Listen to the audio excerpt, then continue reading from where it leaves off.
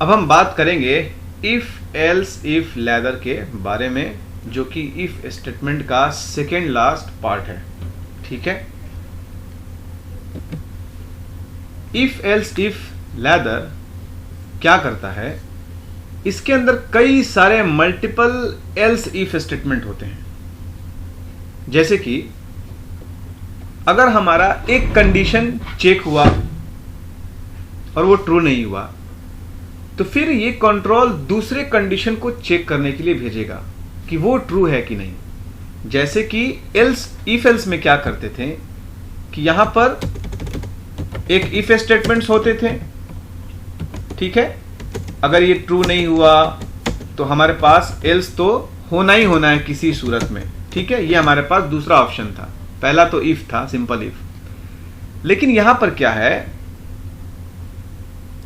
यहां पर else if में क्या होगा कि अगर ये ट्रू नहीं हुआ ना, तो प्रोग्राम का कंट्रोल फिर यहां पर आएगा चेक करने के लिए कि कहीं ये तो हमारा कंडीशन ट्रू नहीं है।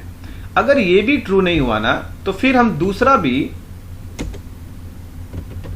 एल्स इफ दे सकते हैं, फिर यहां भी हमारा कंट्रोल आके चेक करेगा।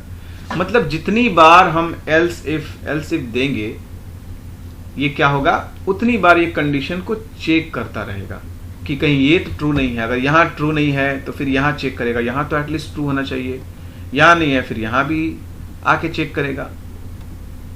अगर ये भी ट्रू नहीं है तो लास्ट में क्या होगा, एल्स वाला एग्जीक्यूट हो जाएगा।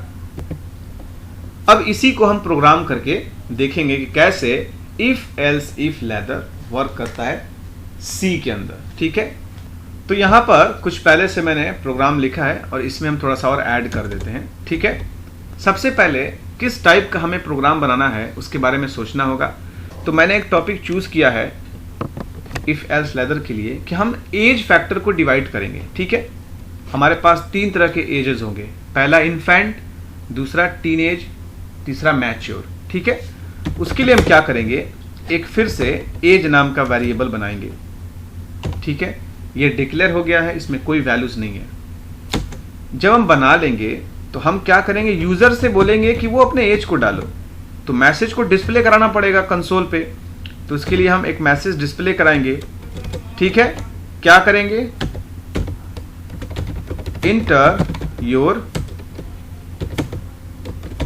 एज बोलेंगे अपना एज को डालने के लिए। जब यूजर अपना एज को डाल देगा तो उस एज को वहां से उठाना भी तो है, तभी तो हम कंपेयर करेंगे। उसके लिए है एक फंक्शन स्कैनफ।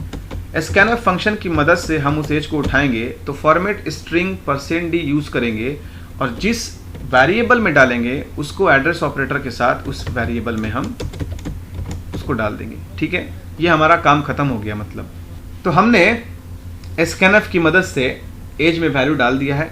अब हम कंपेयर करेंगे।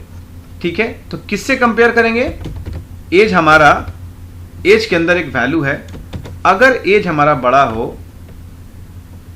18 से, तो मैसेज क्या डिस्प्ले होगा, यूजर इज मैच्योर। ठीक है, यूजर क्या है, एक मैच्योर बंदा है, ये मैच्योर है। ठीक है, अब देखिए हमारे पास मैच्योरिटी का तो ऑप्शन है, तो दूसरा भी एक और ऑप्शन रखना चाहिए। तो यहां पर एल्स इफ यूज करेंगे। एल्स इफ में क्या होगा कि अगर हमारा जो एज है ये क्या हो, अगर 18 से छोटा हो, लेकिन 18 से छोटा होने के बाद 12 से क्या हो, बड़ा हो। ठीक है, 12 से क्या हो, बड़ा हो। देखिए, तो जब ऐसा कंडीशन होगा ना, तो हम इसमें क्या करेंगे, जो वैल्यू देंगे यानी मैसेज देंगे, यूजर इज टीन। जो यूजर है वो टीन एज में है। एल्स में हम क्या करेंगे, लिखेंगे यूजर इनवैलिड। ठीक है, यूजर इनवैलिड, ये समझने के लिए। अब यहां पर आप देखिए मेरे पास 3 तरह के स्टेटमेंट्स हैं।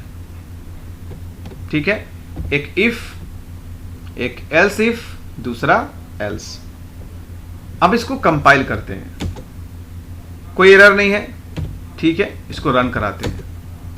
इंटर योर एज, हमने डाला 27, यूजर इज मैच्योर। चलिए दूसरा बार ट्राई करते हैं। हमने डाला 16, तो यूजर इज टीन, ये टीन के ग्रुप में है, ठीक है, ठीक है। हमने डाला 11, यूजर इनवैलिड।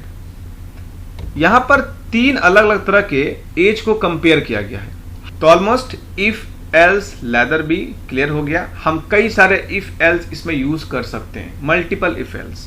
अगर मंडे है तो आज मंडे का रूटीन ये है, अगर संडे है तो हॉलीडे, ट्यूसडे है तो ट्यूसडे का रूटीन ये है, सैटरडे है तो हाफ डे। ऐसे करके आप प्रोग्राम बना सकते हो, ठीक है। तो उम्मीद करते हैं आप समझ गए होंगे। अगर कोई दिक्कत आ रही हो तो आप मुझे कमेंट जरूर करिए। Have a nice day.